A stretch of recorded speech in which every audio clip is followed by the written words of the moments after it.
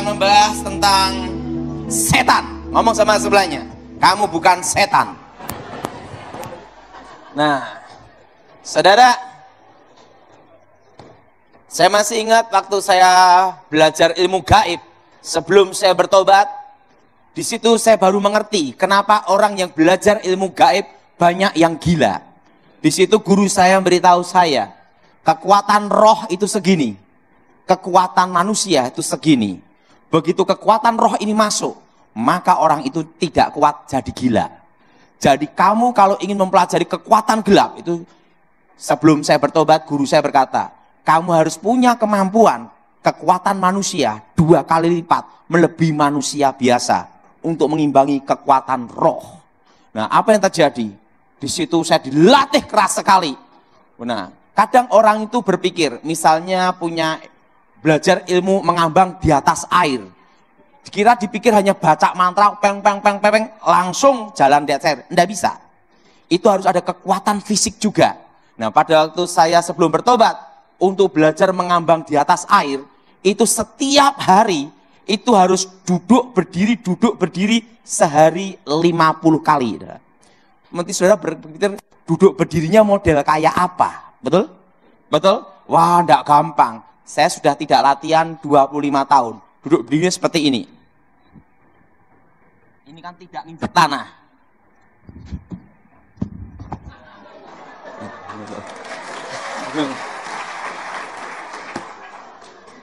Sehari 50 kali.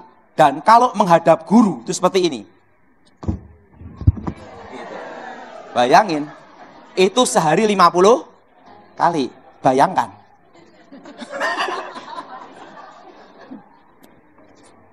Nah, itu bayangin, itu sehari berapa kali? 50 kali. Nah, sehingga begitu fisik kuat, baru roh masuk. Teng, langsung gitu. Tetapi kalau fisik tidak kuat, gila. Nah, makanya orang yang belajar ilmu gaib, kalau berhasil, terjun bebas masuk neraka. Kalau tidak berhasil, edan dulu baru masuk neraka. Siapa yang mau daftar? Jadi, hari ini, kita akan bahas tentang basic dasar, tentang okultisme. Basic dasar okultisme itu adalah pemanggilan arwah. Apa saudara? Pemanggilan arwah. Ada yang bertanya sama saya, Pak Daud waktu tugas jaga presiden itu tugasnya apa?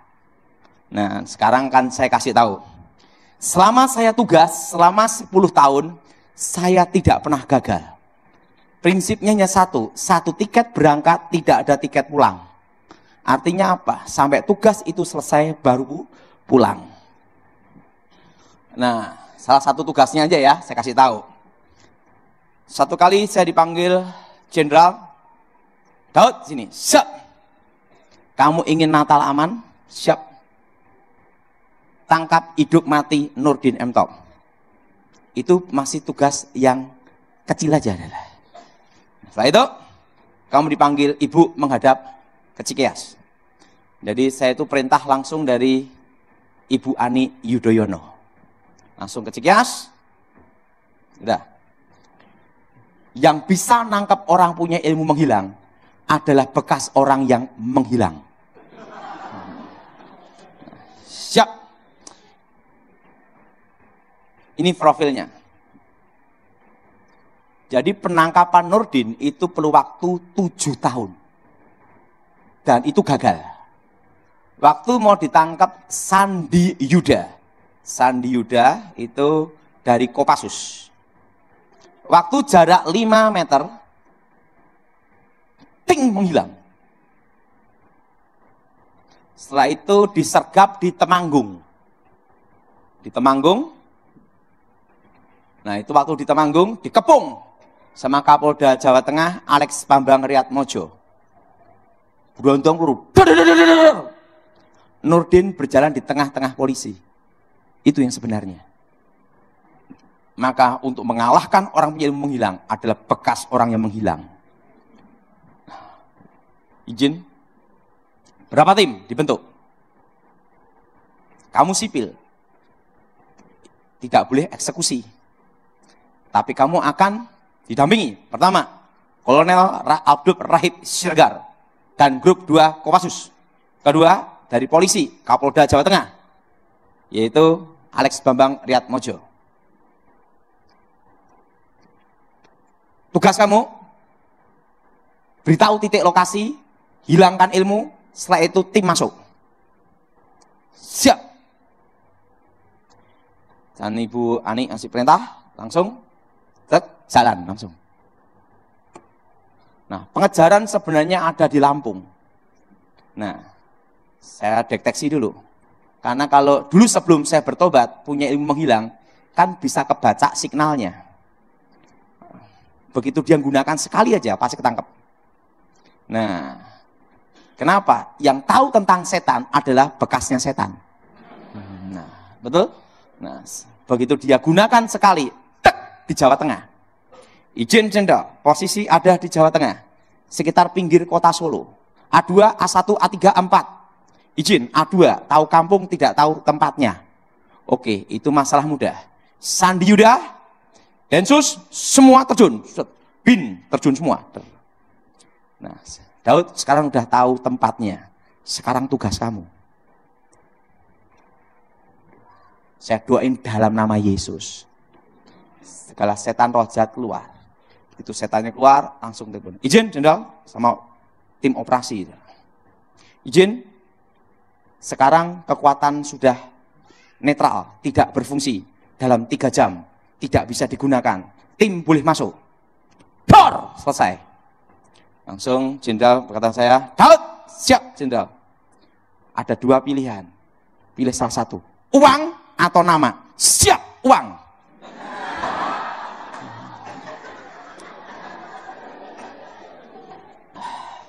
Jadi yang dapat nama Densus. Uang saya. Dasar kamu pinter juga kamu. Nah, saya itu, udah. Itu salah satu operasi.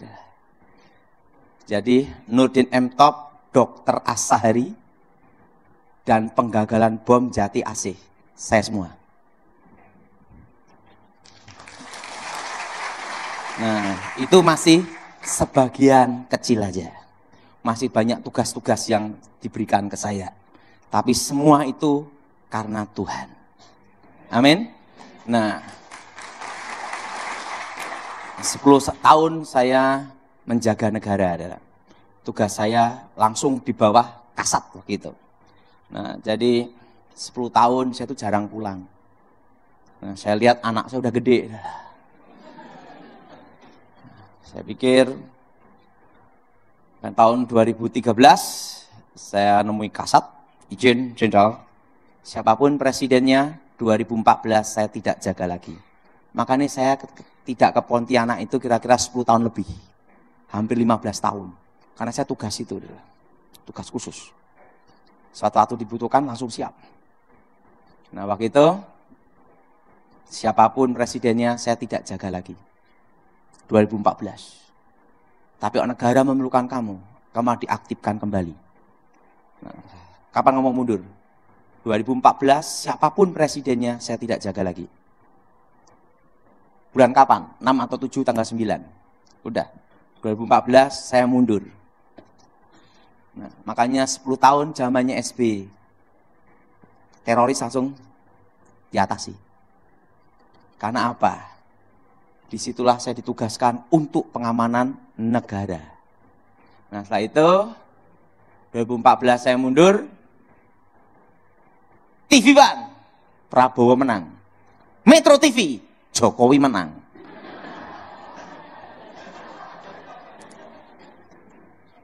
Anak saya nomor 1 gini, Papi, presidennya 2, Papi jaga yang mana?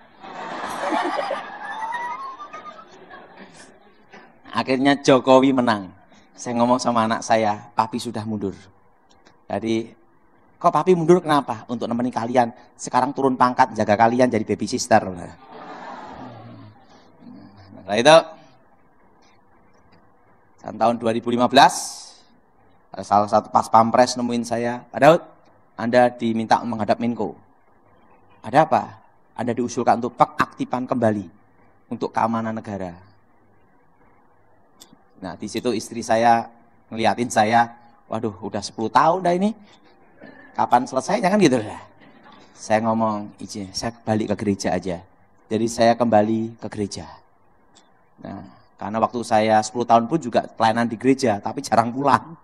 Nah, setelah itu saya ikut Pak Gilbert. Saya ikut Pak Gilbert belum lama. Saya ikut Pak Gilbert Lumaindong itu baru 25 tahun.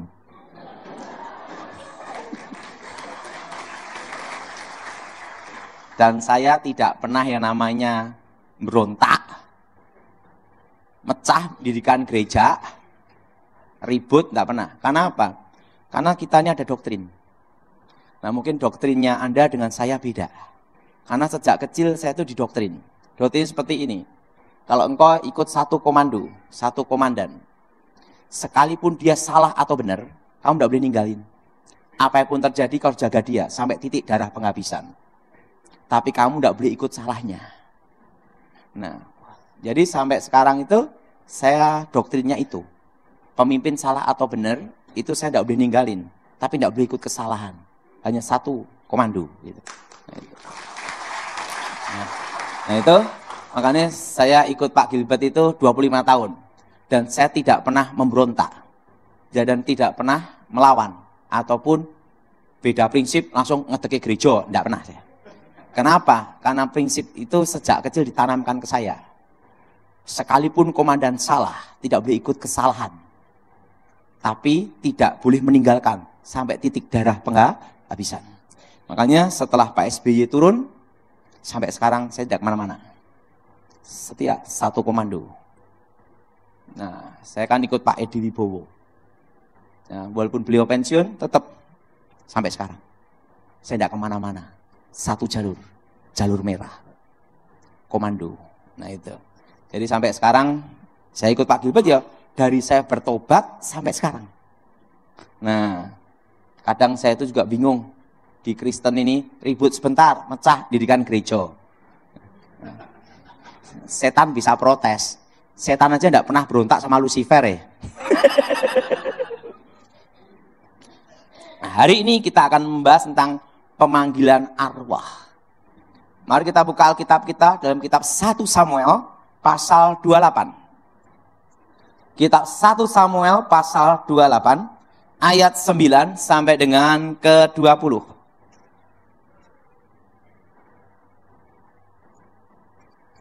Kitab 1 Samuel pasal 28 ayat 9 sampai dengan 20. Kitab 1 Samuel pasal 28 ayat 9 sampai dengan 20. Saudara yang genap, saya ganjil. Kitab 1 Samuel pasal 28 ayat 9 sampai dengan ke-20. Tetapi perempuan itu menjawab, tentu engkau mengetahui apa yang dia perbuat Saul, bahwa ia telah melenyapkan dari dalam negeri para pemanggil arwah dan roh peramal. Mengapa engkau memasang jerat terhadap nyawaku untuk membunuh aku?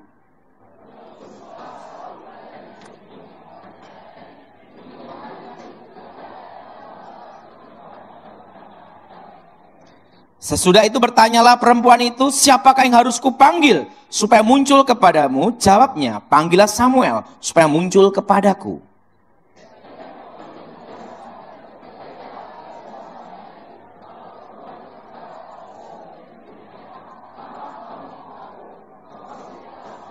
Maka berbicara raja kepadanya, janganlah takut, tetapi apakah yang kau lihat? Perempuan itu menjawab Saul, aku melihat sesuatu yang ilahi muncul dari dalam bumi.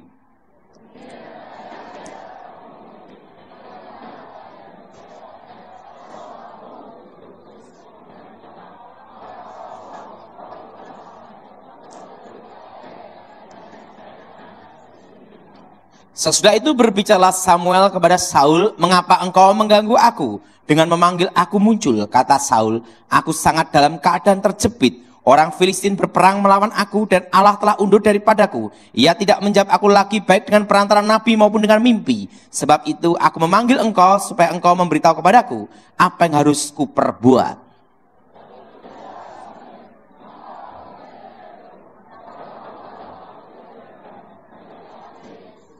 Tuhan telah melakukan kepadamu seperti difirmankannya dengan perantaranku, yakni telah mengoyakkan kerajaan dari tanganmu dan telah memberikan kepadanya orang-orang lain, kepada Daud.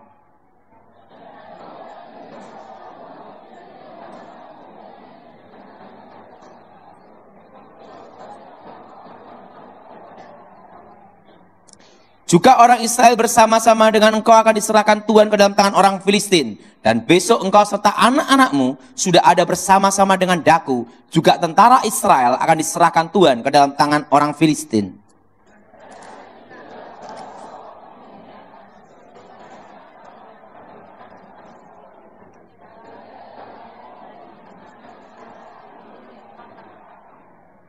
Ada satu perbuatan yang salah dan fatal dalam diri Saul. Waktu Tuhan tidak menjawab melalui nabi, waktu Tuhan tidak menjawab melalui mimpi maupun penglihatan, maka Saul mengambil jalan pintas, jalan sesat, yaitu untuk memanggil arwah Samuel. Yang jadi pertanyaan, apakah itu arwah Samuel? Perlu sudah tahu tentang pemanggilan arwah, itu sudah ada sejak zaman sebelum Abraham. Kenapa ada pemanggilan arwah dan penghormatan arwah? Pertama, dipercaya ada kehidupan setelah kematian. Apa saudara? Apa saudara?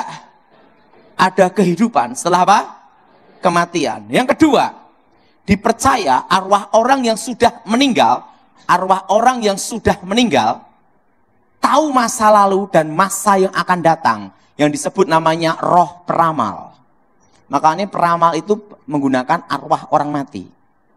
Karena dipercaya tahu masa lalu dan masa yang akan datang. Dan yang ketiga, dipercaya arwah orang yang sudah meninggal, terutama orang suci atau sakti, bisa menjadi pengantara Allah dan manusia, antara dewa dan manusia. Maka ada namanya itu penghormatan arwah leluhur. Nah, makanya ada orang ke kuburan, sembahyang di kuburan. Dipercaya apa? Supaya doa-doanya dihantarkan ke arwah orang yang sudah meninggal ini untuk dihantarkan kepada Yang Maha Kuasa. Dan sampai sekarang kepercayaan itu masih ada. Betul? Betul? Karena apa? Dipercaya arwah orang yang sudah meninggal yang dianggap sakti atau suci bisa menjadi pengantara antara Allah dan manusia, antara dewa dan manusia. Dan yang keempat, dipercaya arwah orang yang sudah meninggal punya kemampuan kekuatan supranatural. Dan yang kelima, ini yang paling parah adalah dipercaya arwah orang yang sudah meninggal lebih jujur daripada orang hidup. Makanya kalau orang mimpi ketemu kakek yang sudah mati, saya di sana ndak ada mobil, perlu mobil dan uang. Nah, kamu tak kasih nomor, togel. Besok keluar nomornya 75. Bangun dari tidur langsung kasih mobil-mobilan, uang-uangan. Belikan nomor 75. Sekalipun nanti nomor itu belum, tidak keluar, mimpi lagi dibeliin. Betul? Yang ketawa pelaku. Nah, karena dipercaya orang yang sudah meninggal lebih jujur daripada orang hidup. Walaupun dulunya kakeknya tukang tipu. Nah, jadi pertanyaan, apakah ada hubungan antara orang mati dan orang hidup? Nah, dalam ilmu kebatinan, sebelum saya bertobat, ada istilah bahwa di dalam diri manusia ada namanya saudara kembar. Nah, apa yang disebut saudara kembar? Kalau dalam ilmu kebatinan disebut sedulur papat limo panjer. Dan kalau dipercaya juga, kalau orang kebatinan, makanya kalau bayi baru lahir, langsung dikasih benda penerang, minyak teplok, dan kembang staman. Supaya kembaran sang jabang bayi menyertai, melindungi, bahkan menolong. Yang jadi pertanyaan, apakah ada saudara kembar manusia? Dan yang kedua, apakah ada komunikasi antara orang mati dan orang hidup? Nah, sebelum saya bertobat, saya melajari ilmu meraga sukma. Roh keluar dari tubuh. Sehingga saya tahu tentang dimensi itu. Nah, sekarang akan saya bahas apakah ada komunikasi antara orang hidup dan orang mati. Saya minta untuk contoh, Bapak ini ke sini, Pak. Ini Pak siapa nih? Contoh aja untuk jadi setannya.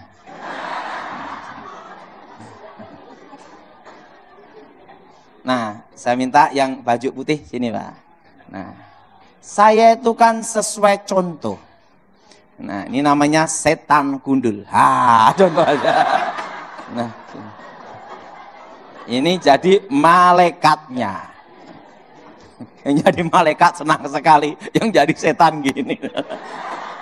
Nah, saya minta Bapak ini ke sini, Pak. Ini sini. Jadi saya beritahu tentang pemahaman pemanggilan arwah. Nah, ini contoh aja. Saya kasih nama Bejo. Tahu enggak arti Bejo? Selalu beruntung. Hoki lah. Hoki. Nah, sebelum sebesar ini, pasti dia pernah menjadi seorang bayi. Betul? Sekarang gini. Oe. Kan enggak mungkin langsung ngomong haleluya, bubar ada. Langsung di sini ada setan. Kenapa ada setan? Alkitab berkata, iblis seperti singa yang mengaum-ngaum mengelilingi kita. Jelas? Nah, di sini ada malaikat. Haleluya. Haleluya. Kenapa ada malaikat? Alkitab berkata, malaikat Tuhan berkemah di sekeliling kita. Karena orang tuanya orang Kristen. Waktu usia 1 tahun, setan ini membentuk dirinya 1 tahun. Tapi malaikat tidak berubah bentuk. Usia 17 tahun, setan ini membentuk dirinya 17 tahun. Tapi malaikat tidak berubah bentuk. Usia 18 tahun dia murtad menyangkal Tuhan. Malaikat pulang. Dia belajar ilmu gaib, ilmu kebatinan. Bertapa gini. Pertama kali dia akan melihat roh adalah ini. Yang gini ngadep sini, yang wujudnya sama seperti dia. Makanya kalau orang bertapa, langkah awalnya dia adalah melihat dirinya sendiri. Makanya kalau yang tahu bahasa saya ini adalah orang kebatinan. Yang bergaul ilmu gaib. Pertama kali dia lihat adalah dirinya sendiri. Dan roh ini pula yang pertama kali masuk. Untuk menghubungkan roh-roh yang lain. Usia 70 tahun, mati. Karena mati, innalillahi. Karena tidak dalam Tuhan, contoh aja. Karena tidak dalam Tuhan, langsung ke dunia orang mati. Detik itu juga dunia arwah. Terpisah di antara orang hidup. Tetapi yang di kuburan adalah ini. Yang wujudnya sama dengan ini. Baik suara, cara bicara, hobi, semua sama. Kenapa? Karena roh ini mendampingi sejak lahir. Dan roh ini pula yang menghantui anak cucunya ini. Makanya orang kalau mimpi ketemu orang yang sudah mati, semua pasti sama. Karena roh inilah yang mendatangi anak cucunya ini. Makasih. Nah, dalam dunia gaib, ini tentang dunia gaib, bahwa di alam nyata ada namanya alam gaib. Arti gaib itu adalah rahasia misteri. Dunia gaib berbeda dengan dunia nyata. Dunia nyata dengan dunia gaib itu tidak berbenturan tetapi tidak menyatu. Nah, dulu sebelum saya bertobat, dunia gaib disebut bayangan dari bumi. Apa saudara? Nah, dan di situ ada perbedaan. Kalau di sini siang, di alam gaib malam. Kalau di sini malam, di alam gaib siang. Makanya dukun itu semua praktek malam hari. Karena di alam gaibnya siang. Nah, jam 12 siang, malam berarti jam 12 siang. Dan alam gaib yang ada di Indonesia berbeda dengan alam gaib di Amerika. Karena beda teritorial dan waktu. Makanya setan Indonesia sama setan Amerika beda tempat. Beda budaya, beda kepercayaan. Nah, makanya sehebat ilmu apapun yang ada di Kalimantan, begitu nyebrang laut, masuk ke wilayah Jawa, itu langsung kekuatan berkurang 90%. Karena setan Kalimantan mau masuk Jawa harus ada izin mutasi.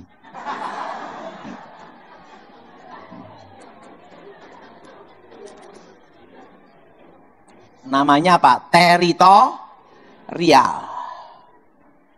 Makanya sejago apapun orang punya ilmu hebat ada di Kalimantan, masuk ke Jawa, berkurang langsung. Nah, itu langsung tinggal 10%. Apalagi kalau ke luar negeri, perlu paspor. Itu kekuatan tinggal 5%, bahkan 3%. Maka kalau seorang dukun pindah lokasi, harus ada namanya ritual ucapan untuk kulon wun, permisi dulu ke daerah setempat. Itu hanya bisa langsung turun 90% atau tinggal 5%, bahkan 10%.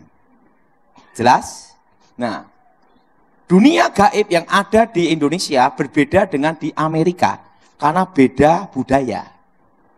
Nah, alam gaib itu seperti apa? Nah, alam gaib itu seperti ini.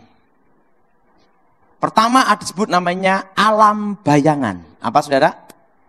Nah, itu seperti awan hitam.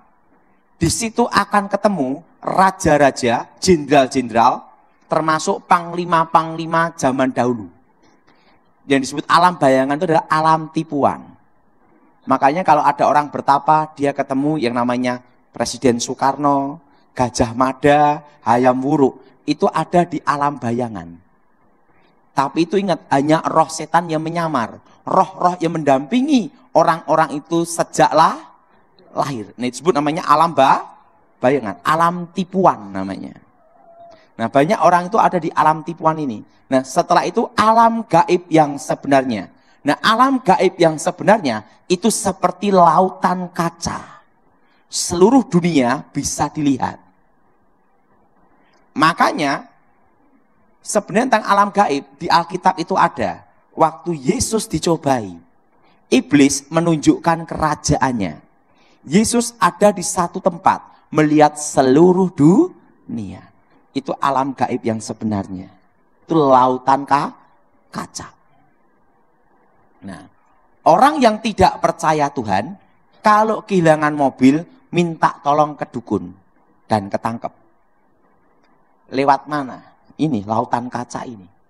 Seluruh dunia bisa tapi dukunnya sendiri kehilangan mobil, lapor polisi.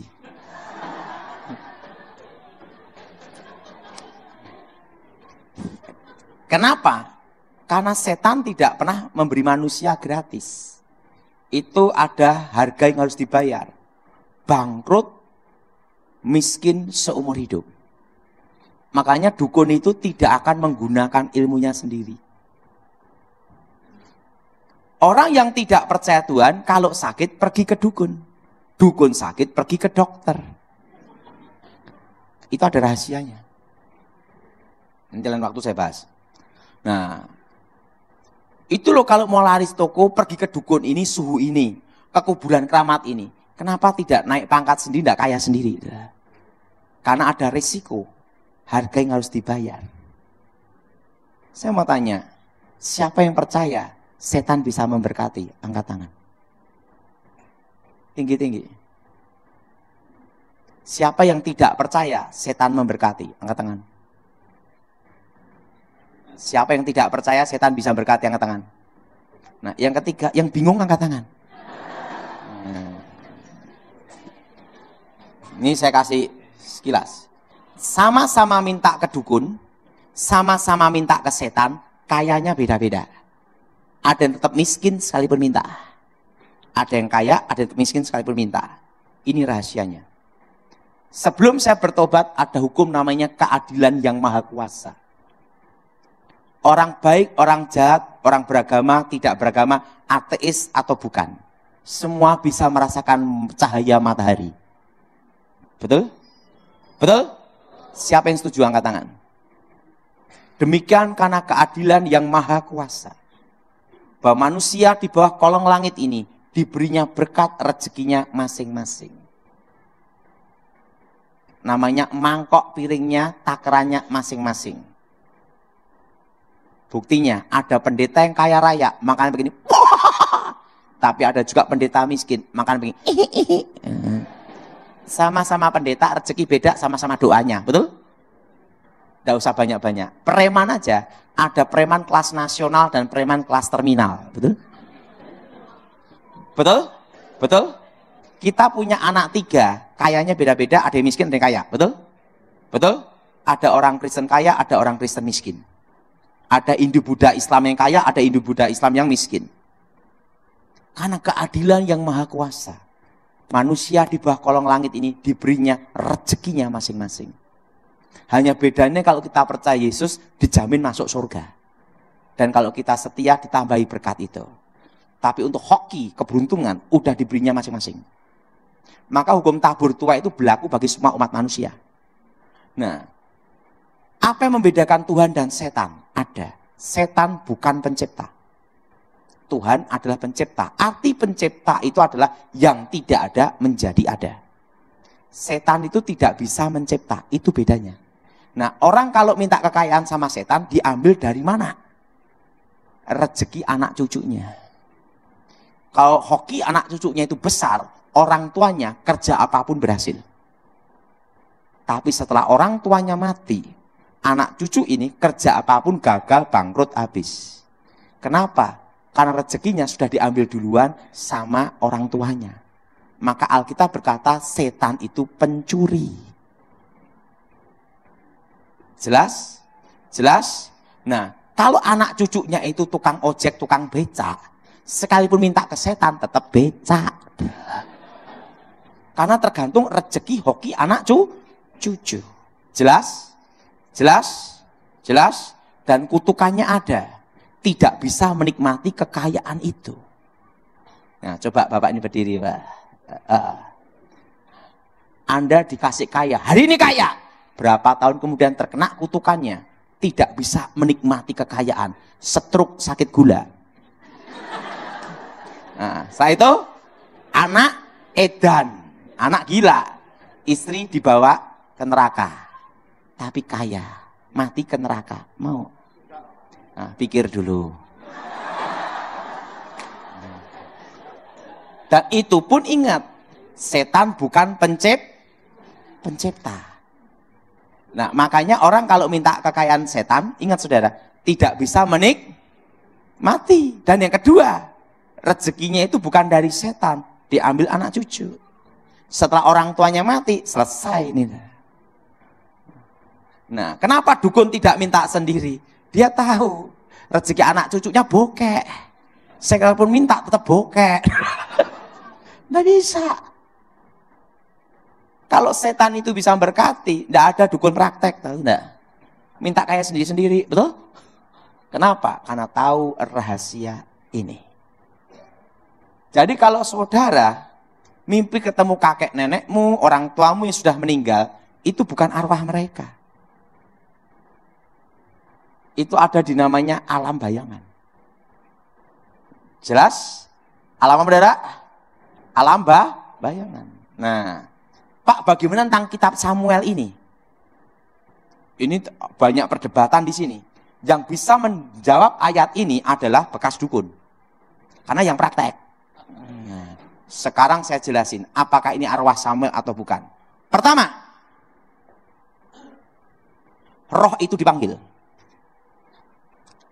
Dalam konteks perdukunan, suatu roh bisa dipanggil, pangkatnya lebih rendah dari sang pemanggil.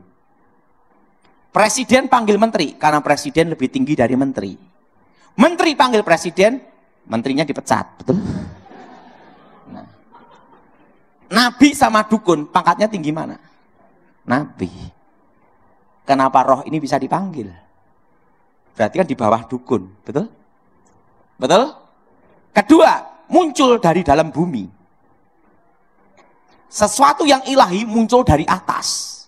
Elia dan Musa. Waktu Yesus menampakkan diri kemuliaannya. Datang dari atas. Roh ini muncul dari dalam bumi. Ketiga, konteks ilahi. Konteks ilahi ini bukan konteksnya Saul penyembah Yehova, Allah yang hidup.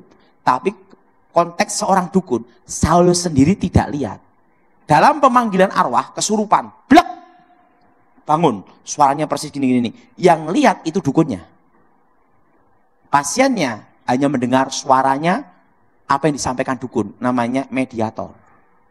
Kok tahu Pak Datung praktek? Saul sendiri tidak lihat. Arti konteks ilahi di sini, konteksnya seorang dukun. Dewa Dewi. Jelas? Yang keempat, nubuatnya tidak terjadi. Saul, engkau dan anak-anakmu bersama aku besok mati. Arti besok ini betul-betul besok, bukannya besok Indonesia. Kalau kita janji sama orang Indonesia jelas, tahun, tanggal jelas. Kenapa? Tahun depan pun masih besok, betul? Betul? Betul? Apalagi waktu jadwal bayar utang, betul enggak? Hati-hati itu. Arti besok betul-betul besok. Ingat, tidak semua keluarga Saul mati. Pertama, Isi-Boset, anak kandung Saul, tidak mati dalam pertempuran. Menggantikan Saul menjadi raja sementara. Walaupun akhirnya dibunuh oleh pengawalnya sendiri. Tapi tidak mati besoknya. Enggak. Kedua, Mephiboset, cucu Saul, anak Yonatan, masih hidup. Jadi tidak semua keluarga Saul mati di hari pertempuran itu. Berarti nubuatnya tidak terjadi. Karena engkau bersama anak-anakmu besok mati. Kan gitu dah. Tidak semua keluarga Saul mati. Yang kelima, dari buahnya lah kamu akan tahu. Buahnya Saul bunuh diri. Dinasti Saul hancur selesai. Kena kutukan itu. Nah, orang yang memanggil arwah orang mati akan terkena namanya kutuk alam kubur. Apa kutuk alam kubur? Akan terjadi banyak musibah, bencana, dan kemiskinan. Namanya kutuk alam kubur. Indonesia ini harusnya menjadi negara kaya di dunia nomor berapa? Bayangin, tongkat dilempar jadi pohon. Karena tongkatnya dari pohon singkong. Betul? Betul? Lempar pohon singkong. Nah, emas ada, batu bara ada, uranium aja ada, hutan kaya, hasil laut melimpah. Tapi Indonesia, jadi negara miskin nomor berapa di dunia, utangnya banyak. Kenapa? Karena banyak para pemimpinnya memanggil arwah orang mati. Pemanggilan dan komunikasi dengan arwah untuk minta petunjuk. Maka Indonesia ini dilingkupi kutukan, namanya kutuk alam kubur. Kalimantan ini harusnya kaya raya. Tapi banyak penduduk Kalimantan yang masih terlibat pemanggilan arwah. Langit menjadi tembaga, tanah menjadi besi. Namanya kutuk alam kubur. Di mana akan banyak musibah dan bencana dan perceraian. Maka saya percaya angka perceraian di Kalimantan banyak. Perzinahan. Kenapa? Adalah kutuk alam kubur. Mencengkram. Jelas? Jelas? Pak, bolehkah kita orang Kristen di kuburan? Kalau hanya tabur bunga, ziarah itu boleh. Yang tidak boleh itu meminta. Kedua, memanggil. Ketiga, berkomunikasi. Itu terkena kutuk alam kubur. Pak, kalau ziarah apa harus pakai bunga? Tidak harus. Tapi kelihatan pelitnya sih, betul nggak?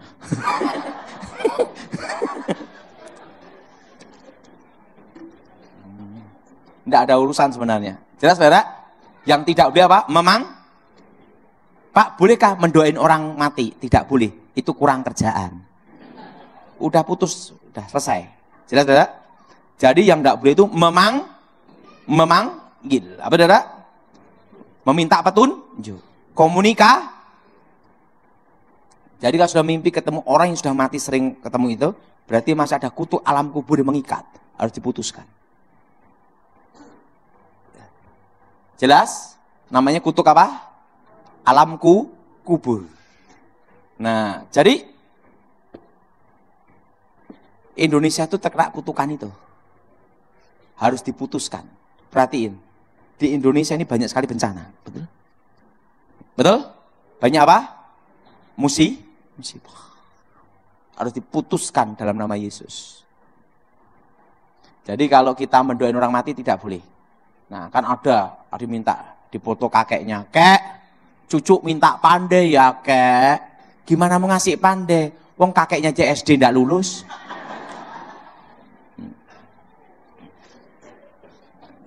Jelas? Jelas? Ini harus diputuskan dalam nama Yesus. Jadi tidak ada 7 harian, 40 harian, 1000 harian. Tidak ada. Begitu orang itu mati, waktu hembusan nafas terakhir, itu langsung terputus di antara orang hidup. Langsung ke dunia orang mati, dunia arwah. Nah, kalau kita mati dalam Tuhan, ada di mana? Langsung ke Firdaus. Untuk menunggu hari pembagian mahkota. Kalau di dunia orang mati, menunggu hari penghakiman. Saya mau tanya, siapa yang percaya Yesus yakin masuk surga? Angkat tangan. Saya mau tanya, siapa yang ingin ke surga? Angkat tangan. Banyak orang ingin ke surga, disuruh duluan nggak mau. Betul? Betul? Siapa yang mau duluan? Angkat tangan.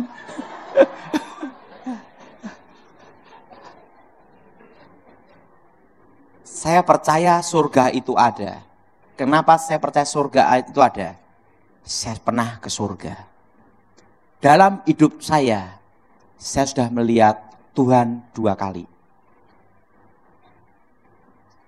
Jadi di surga nanti, nama Yesus adalah Yesua Hamasyah.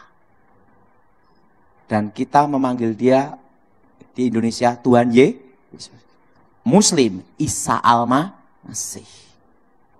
Tapi di surga itu Yesua Hamasyah. Nah, saya sebenarnya waktu lulus sekolah Alkitab tidak mau pelayanan.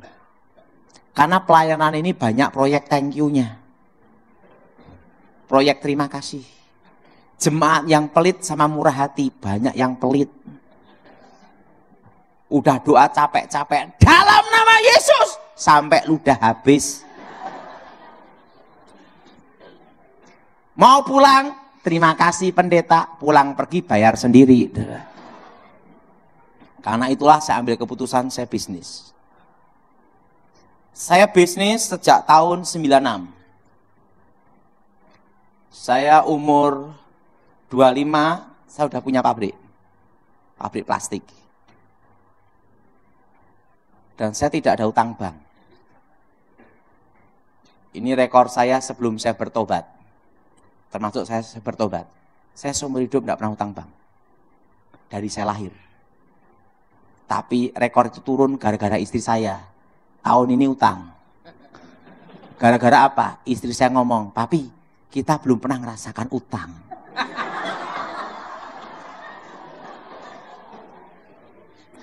Jadi dari saya belum bertobat sampai saya bertobat itu tidak pernah utang. Akhirnya gara-gara istri ini. Pi rasanya utang kayak apa? Akhirnya apa? Ya terserah kamu gimana. Coba beli mobil kredit rasanya kayak apa? Karena belum pernah utang lah. Dan saya punya teman kebetulan ada di Nasmoko, Toyota. Pak Daud, gampang lah. Nanti diatur sama nanti bunganya sama ini. Beli cash atau tidak cash sama aja. Udah beres saja. Ya udahlah nyoba. Jadi seumur hidup saya hanya utang 200 juta. Toh. Itu pun tahun ini. Saya ngomong istri saya, kamu aja dah. Nah, saya dari lahir sampai sekarang utang hanya sekali. Toh. Itu pun saya ngomong istri saya, bayar aja sekalian, pusing saya bang itu. Daripada setiap bulan ngasih-ngasih gitu loh. Nah, makanya istri itu bisa masuk, susah keluar. Siapa yang setuju angkat tangan? Yang setuju itu bapak-bapaknya mesti gini semua. Ingat ya, kalau udah masuk uang ke istri, waduh keluarnya susah. Ya, betul? Ya udahlah, dia mau ngerasain utang tahun ini. Ya udah, oke lah, 1 tahun aja lah. 200 juta, udah kasih setiap. Kenapa dibayarnya sekalian? Udah nyoba lah rasanya kayak apa gitu. Karena saya belum pernah utang seumur hidup. Sekali itu aja. Nah, saya bisnis plastik, saya berhasil. Saya umur 25 udah megang pabrik. Umur 28 sampai umur 30 tahun, saya sudah ngasih pengarahan ngajar di Akademi Polisi Semarang, Reserse Intelijen. Untuk penangkal pelumpuh ilmu hitam. Itu saya umur 28 sampai 30. Umur 30 sampai umur 40 saya jaga presiden. Nah, terusan setelah itu umur 41 turun pangkat, jaga Gilbert.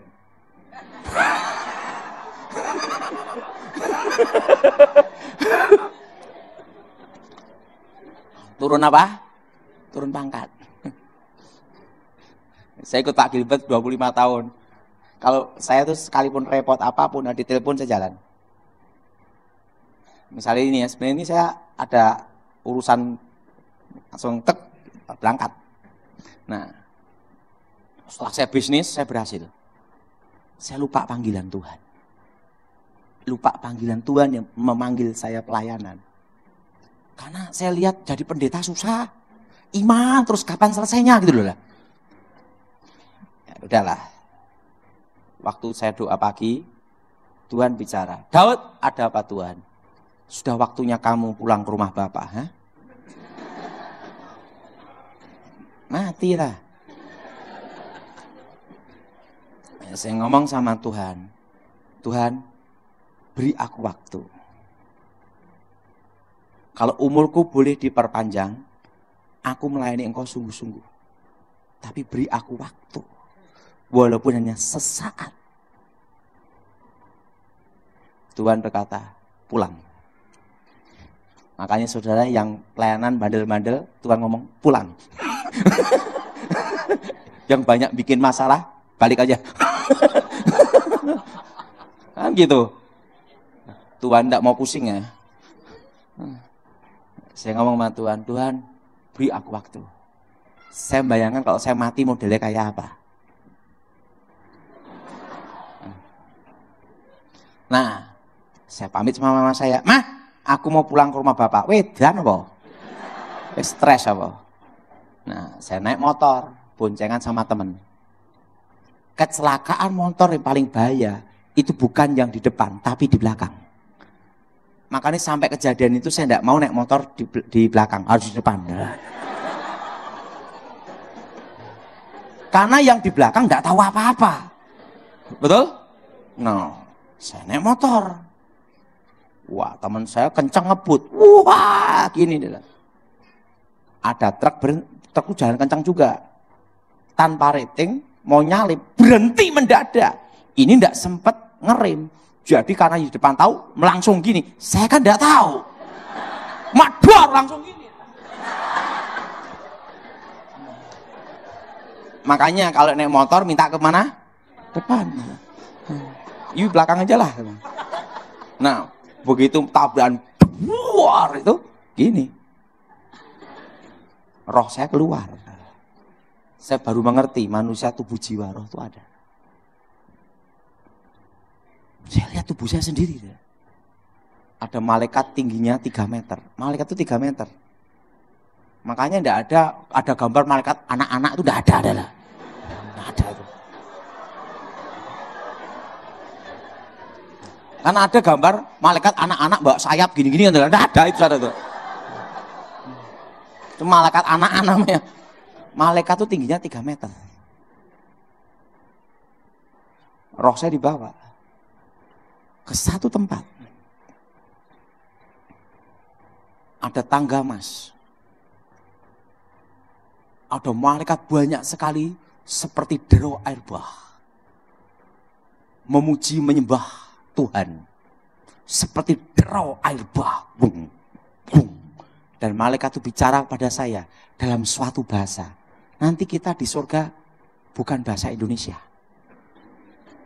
Termasuk bukan bahasa Inggris, ada bahasanya sendiri. Malaikat ngomong, itu. Ada bahasa sendiri. Tapi saya ngerti. Malaikat berkata, sebelum menghadap yang Maha Kuasa, engkau harus masuk satu ruangan dulu. Ruang Maha Kudus. Karena engkau dilayakkan untuk masuk ruangan itu. Saya dibawa ke ruangan itu. Tirainya terkoyak dari atas ke bawah. Dan sayup-sayup terdengar nyanyian. Biar awan kemuliaanmu. Itu lagu saya yang diberikan Tuhan. Turunlah memenuhi bait sucimu ke dero air bah. Malaikat itu berkata apa? Sebelum lagu-lagu pujian penyembahan dinyanyikan di bumi, terlebih dulu dinyanyikan di surga. Jadi lagu baru kita di bumi itu expired semua sebenarnya. Sana itu baru terus. Di sana tidak ada siang dan malam, tidak ada. Saya lihat tabut perjanjian. Malaikat itu berkata, apa yang dilihat Musa di gunung itu tentang kemah suci adalah gambaran dari tempat ini. Jadi yang dibuat Musa itu adalah replikanya. Aslinya ada di surga. Saya lihat itu, kemah itu. Mari kau menghadap yang Maha Kuasa. Saya kembali ke tempat itu, ke tangga emas itu. Tidak ada matahari, bintang, dan bulan. Tidak ada. Karena yang di tahta itulah yang menyinari seluruhnya. Dan yang di tahta itu bicara, Daud, Daud, Daud, Daud. Sebenarnya engkau sudah waktumu di tempat ini. Dan ingat, di surga tidak ada orang mati. Saat ini surga hanya ada Tuhan dan malaikat. Sebenarnya engkau sudah waktumu ada di tempat ini. Tapi karena umurmu minta diperpanjang, maka umurmu akan kuperpanjang. Sebelum dunia dijadikan, sebelum dunia dibentuk, aku sudah mengenalmu dan menentukanmu. Baru saya ngerti. Kita ini percaya Tuhan, udah dikenal Tuhan sebelum dunia dijadikan. Nah, sebelum dunia dijadikan, aku sudah mengenalmu. Dan sebelum dunia dibentuk, aku sudah menentukanmu. Nah, setelah itu Tuhan ngomong, tapi kan kau minta umur diperpanjang di muka bumi, umur diperpanjang di muka bumi. Aku adalah aku, akulah YHWH, Yahweh. Akulah Yesua Hamashiach. Sebelum kau kembali ke muka bumi, akan kutunjukkan apa yang akan terjadi atas hidupmu dan bangsamu di masa depan. Akulah Alfa, akulah Omega. Kayak layar lebar. Hari-hari yang akan terjadi. Indonesia akan dipulihkan Tuhan 25 tahun. Dimulai krisis 98. Tapi sebelum pemulihan Indonesia, akan terjadi krisis ekonomi. Anginnya akan dimulai 2018, 2019, 2020. Krisis. Stagnat. Itu bulan 6, bulan 7, 2020. Tidak maju, tidak mundur. Sampai 2023. Indonesia mengalami pemulihan ekonomi. Nah, jelas? Jelas? Nah, Indonesia terpecah menjadi 3 negara. 1, Timor Leste sudah lepas. Kedua akan menyusul. Hari yang akan terjadi. Yang 2 mana Pak Daud? Tidak dikasih tahu. Pokoknya 2 menyusul. Hari yang akan terjadi. Sang Tuhan ngomong, mari kutunjukkan, di rumah Bapakku banyak tempat tinggal. Saya diajak jalan satu tempat. Saya tanya sama Tuhan, Tuhan, kapan engkau datang. Engkau tidak perlu tahu masa dan waktunya. Karena tidak ada seorang pun nabi atau malaikat yang tahu kapan aku datang. Tapi yang perlu engkau tahu, aku menyertai umatku sampai kesudahan zaman. Nah, setelah itu, jadi tidak ada yang tahu kedatangan Tuhan. Mari kutunjukkan. Apa yang kau tanyakan, ku jawab. Kecuali satu, kedatangan. Jadi ajak jalan satu tempat. Lantainya emas semua. Dan di situ ada tembok kayak benteng air mengalir. Kayak terbuat dari apa? Batu blue safir, batu emerald, batu paparaca, batu cat eye. Dan batu mulia semua. Yang tidak ada adalah batu ake. Jadi yang ada itu batu ruby, batu emerald, batu blue safir, batu paparaca. Setelah itu yang kelima, yaitu apa saudara? Batu cat eye, mata kucing. Jadi semua batu muli, dan di sana tidak ada batu ake. Ngomong sebelahnya, batu ake. Dan apa yang terjadi? Saya diajak jalan. Tuhan, aku ingin tahu siapakah jodohku di masa depan. Kalau dikasih yang gini, lebih baik tidak balik. Betul? Lebih baik tidak apa? Lebih baik tidak balik saya. Langsung ditunjukkan. Jadi apa yang akan terjadi dari awal sampai akhir, itu sudah ada di sana. Ke layar lebar gitu. Hari-hari yang akan terjadi. Ada seorang perempuan rambut lurus. Mau lihat wajahnya ditutup. Tuhan, nyari rambut lurus kan jutaan, gimana nyarinya? Nanti engkau akan ketemu di satu tempat. Ada seorang anak perempuan kecil gini-gini. Ngeliatin saya terus, dia natap saya gini. Saya bertemu anak itu di surga. Gini, ngeliatin saya gini-gini.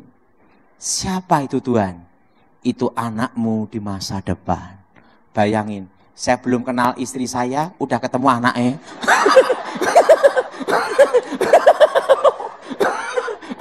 Bayangin. Jadi saya lihat anak saya duluan. Padahal dia belum dibikin aja belum dah. Pacaran juga belum. Udah ketemu anak saya. Ini anakmu di masa depan. Hari yang akan ada seorang anak perempuan, dia ngeliatin saya terus gini. Itu anakmu di masa depan. Yes. Ada seorang pengkhotbah gemuk, pendek, jelek. Siapa itu Tuhan? Itu kamu di masa depan. Yes. Yes. Hari-hari yang akan terjadi. Yes. Tuhan, sudah waktunya kamu kembali. Tuhan, sebelum aku kembali, ada satu permintaanku, jangan engkau tolak sampai aku kembali ke tempat ini. Apapun permintaanmu, ku kabulkan, kecuali satu, kedatangan. Tuhan, aku minta satu aja. Jawab iya dulu. Engkau kan tahu dari awal sampai akhir. Sudah waktunya balik. Enggak mau. Jawab iya dulu. Sudah waktunya balik. Enggak mau. Minta satu aja saya. Baiklah. Apapun permintaanmu ku kabulkan. Kecuali satu, kedatangan. Tuhan, jangan beri aku kekayaan. Nanti kalau aku kaya, lupa siapa engkau. Dan jangan beri aku kemiskinan, karena orang itu susah, modal hanya nekat.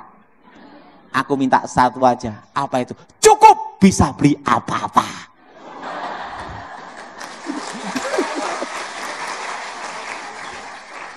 Betul? Saya kan tidak serakah. Pokoknya cukup aja dah.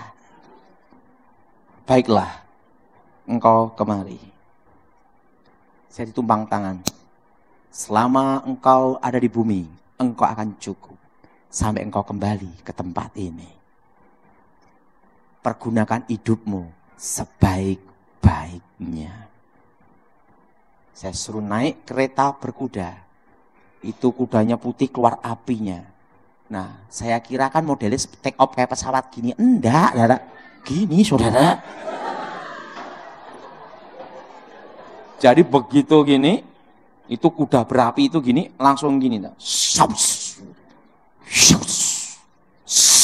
Masuk tubuh saya. Terjadi keajaiban. Semua luka hilang semua, saudara.